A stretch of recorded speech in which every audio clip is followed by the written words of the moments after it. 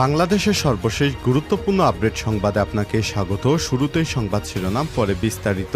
শুরুতেই জানিয়ে দিব, স্বৈরাচার হাসিনা ভারতে চুপচাপ বসে নেই, ষড়যন্ত্র করছেন, অভিযোগ করলেন বিএনপির জাতীয় স্থায়ী কমিটির সদস্য বেগম সেলিমা রহমান।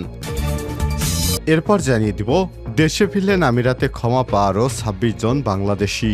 দেশে ফিরেছেন আমিরাতে ক্ষমা পাওয়ারও ২৬ জন বাংলাদেশি। আজ দুপুরে ভারতের ইন্ডিগো এয়ারলাইন্সের বিমানযোগে আরব আমিরাত থেকে বাংলাদেশে ফিরেছেন তারা। এ নিয়ে ২ দফায় আমিরাত থেকে মোট ৪২ জন বাংলাদেশি দেশে ফিরেছেন, আর মাত্র ১৫ জন বাকি আছে। জানিয়ে দিব, ছাত্র জনতার আন্দোলনে নিহতের প্রকৃত সংখ্যা জানালো HRSS। বৈষম্য বিরোধী ছাত্র আন্দোলনে এ পর্যন্ত ৮৭৫ জনের মৃত্যু হয়েছে বলে নিশ্চিত করেছে human rights support society HRSS। শুক্রবার গণমাধ্যমে পাঠানো এক মানবাধিকার বিষয়ক সংস্থাটির নিহতের এসব তথ্য বিশ্লেষণ করে তৈরি করা পর্যালোচনা প্রতিবেদনে এসব তথ্য উঠে এসেছে। জানিয়ে দিব, বাংলাদেশকে শতভাগ শুল্কমুক্ত বাজার সুবিধা দিবে চীন। পররাষ্ট্র সচিব মোহাম্মদ জসিমউদ্দিন জানিয়েছে, বাংলাদেশকে ১০০% শুল্কমুক্ত বাজার সুবিধা দিবে চীন।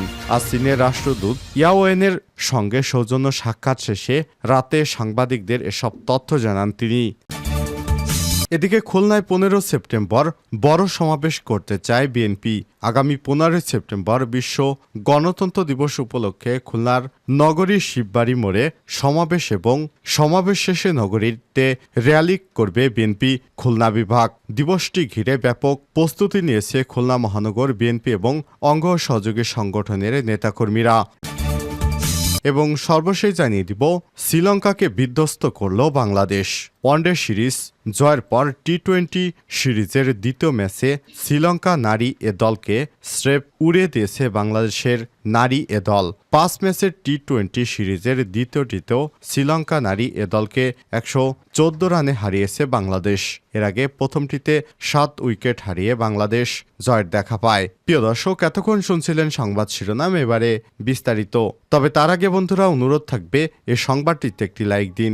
এই চ্যানেলে আপনি নতুন হয়ে থাকলে আমাদের সংবাদটি দেখতে দেখতে চ্যানেলটি সাবস্ক্রাইব করে রাখুন। কমেন্ট করে আপনার মূল্যবান মতামত জানিয়ে দিন বন্ধুরা, আপনি বিশ্বের কোন দেশ থেকে বা বাংলাদেশের কোন স্থান থেকে আমাদের সংবাদটি দেখছেন এবং শুনছেন।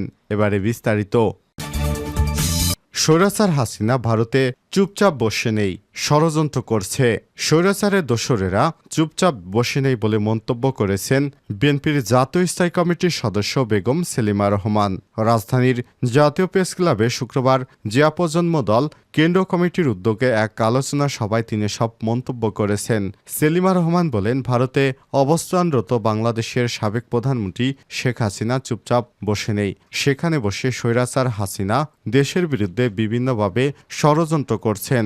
সুতরাং ছাত্র জনতার অভ্যুত্থানের মাধ্যমে স্বাধীনতা পেলেও বিএনপি আন্দোলন চলমান রয়েছে, কারণ এখনও স্বৈরাচারের দোসরেরা চুপচাপ বসে নেই। তারা বিভিন্ন জায়গায় উস্কানি দিয়ে বিশৃঙ্খলা করা এবং ঘেরাও করার চেষ্টা করছে। এ সময় তিনি বলেন, ভারত কোনো আগাম সতর্কবার্তা ছাড়াই ফারাক্কা বাঁধ খুলে দিয়ে বাংলাদেশের উত্তর অঞ্চলকে বন্যায় ভাসিয়ে দিয়েছে। প্রতিবেশী দেশ বিভিন্নভাবে তাদের ষড়যন্ত্র চক্রান্ত অব্যাহত রেখেছে। এজন্য বিভেদ নয়, সবাইকে ঐক্যবদ্ধ থাকতে হবে। খুনিদের ভারতে যেতে কারা সহায়তা করছেন তাদের খুঁজে বের করুন। বেগম সেলিমা রহমান বলেন, কোটা সংস্কার আন্দোলনে বাংলাদেশের ছাত্র জনতা এবং রাজনীতিবিদ সহ সবাই মাঠে নেমেছিল, কারণ স্বৈরাচার সরকারকে পতন ঘটাতে হবে। গত ১৫ বছর জনগণ কথা বলতে পারেনি, তরুণ প্রজন্ম ভোটার হয়েছে কিন্তু ভোট দিতে পারেনি। বারবার বিনা ভোটে ক্ষমতায় এসেছিল অবৈধ সরকার। এ সময় তিনি বলেন, অন্তর্বর্তীকালীন সরকারকে বিএনপির সব ধরনের সহযোগিতা করতে প্রস্তুত আছে। আমাদের লক্ষ্য একটাই, ভোটাধিকার নিশ্চিত করতে হবে। জনগণের অধিকার নিশ্চিত করার জন্য দরকার একটা নির্বাচিত সরকার, যারা জনগণের কাছে জবাবদিহি করবে। বিএনপি কিন্তু একবারও বলেনি তাদের ক্ষমতা আনতে হবে। দেশে ফিরলেন আমিরাতে ক্ষমা পাওয়ারও ২৬ জন বাংলাদেশি। দেশে ফিরেছেন আমিরাতে ক্ষমা পাওয়া আরও ২৬ জন বাংলাদেশি। শুক্রবার ১৩ সেপ্টেম্বর দুপুরে ভারতের ইন্ডিগো এয়ারলাইন্সের বিমানযোগে আরব আমিরাত থেকে দেশে ফিরেন তারা। এনে ২ দফায় আমিরাত থেকে ৪২ জন দেশে ফিরেছেন। বৈষম্যবিরোধী ছাত্র জনতার আন্দোলনে সংহতি জানিয়ে সংযুক্ত আরব আমিরাতে বিক্ষোভ করায় শাস্তি পাওয়া ৫৭ জন বাংলাদেশিকে ক্ষমা করেছে দেশটির সরকার। তাদের মধ্যে প্রথম ধাপে দেশে ফিরেছেন কয়েকজন এবং দ্বিতীয় ধাপে ২৬ জন। এ নিয়ে ২ দফায় ৪২ জন দেশে ফিরে এসেছেন। বৈষম্যবিরোধী ছাত্র আন্দোলনে সংহতি জানিয়ে সংযুক্ত আরব আমিরাতে বিক্ষোভ করায় শাস্তি পাওয়া ৫৭ জন বাংলাদেশিকে ক্ষমা করেছে দেশটির সরকার। তাদের প্রথম ধাপে গত শনিবার ৭ সেপ্টেম্বর দেশে আসেন ১৪ জন।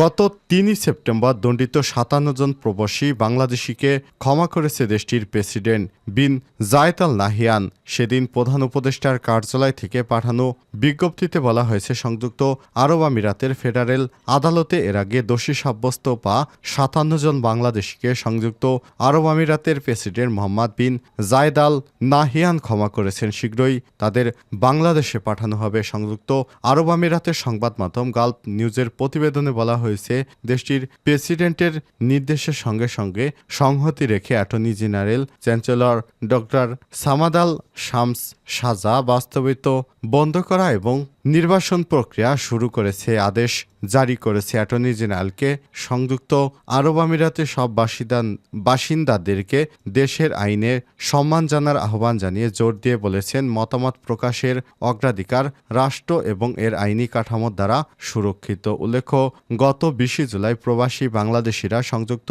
আরব আমিরাতে বিক্ষোভ করেন। এরপর ৫৭ জন বাংলাদেশিকে গ্রেপ্তার করে দেশটির প্রশাসন।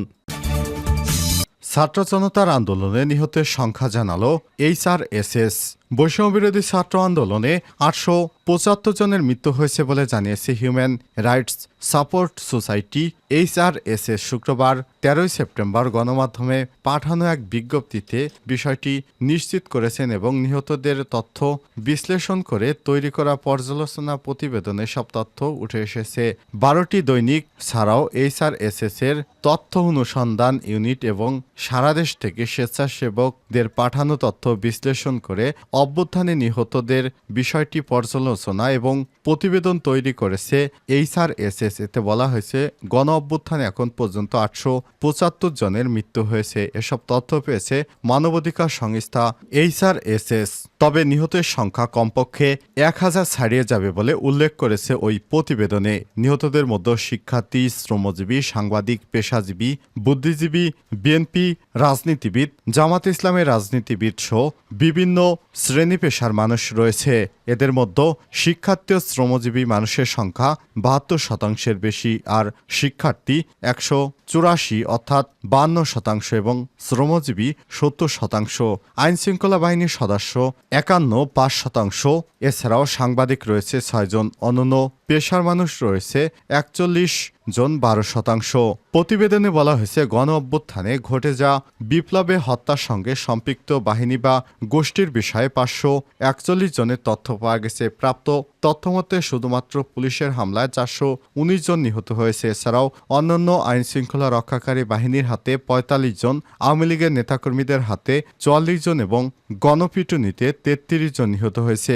নিহতের সংখ্যা বিবেচনায় HRSS এর বিভাগভিত্তিক বিশ্লেষণে উঠে এসেছে। নিহত ৮৭৫ জনের মধ্যে ঢাকা বিভাগে মারা গেছে ৫৪০ জন, পাশাপাশি চট্টগ্রামে ৯১ জন, খুলনায় ৮১ জন, রাজশাহীতে ৬৪, ময়মনসিংহে ৩৮, রংপুরে ২৯, সিলেটে ২০ জন এবং বরিশালে ১৩ জন নিহত হয়েছে।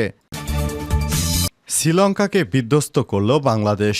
ওয়ানডে সিরিজ জয়ের পর টি-২০ সিরিজের দ্বিতীয় ম্যাচে শ্রীলঙ্কা নারী এ দলকে স্রেফ উড়িয়ে দিয়েছে বাংলাদেশের নারী এ দল। ৫ ম্যাচের টি-২০ সিরিজের দ্বিতীয়টিতে শ্রীলঙ্কা নারী এ দলকে ১০৪ রানে হারিয়েছে বাংলাদেশ। এর আগে প্রথমটিতে ৭ উইকেট হারিয়েছিল বাংলাদেশ। শুক্রবার ১৩ সেপ্টেম্বর কলম্বো PR ওভালে টস জিতে আগে ব্যাটিং করার সিদ্ধান্ত নেয় বাংলাদেশ। ব্যাটিংয়ে নেমে সাথী রানীর ৫০ রানের কল্যাণে ৬ উইকেট ১০ 166 রানের বড় এবং সংগ্রহ পায় টাইগাররা। জবাবে রাবেয়া খানের বোলিং তোপে মাত্র 60 রানে গুটিয়ে যায় শ্রীলঙ্কানরা। এতে বাংলাদেশ 104 রানে বড় জয় নিয়ে মাঠ ছাড়ে।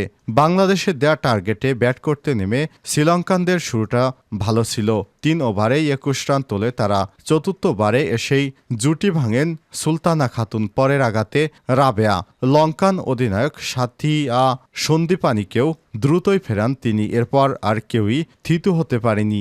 2 অঙ্কের কোটা স্পর্শ করতে পেরেছে কেবল ওপেনার কৌশিনী 11 এবং থেমথি পূর্ণা 18।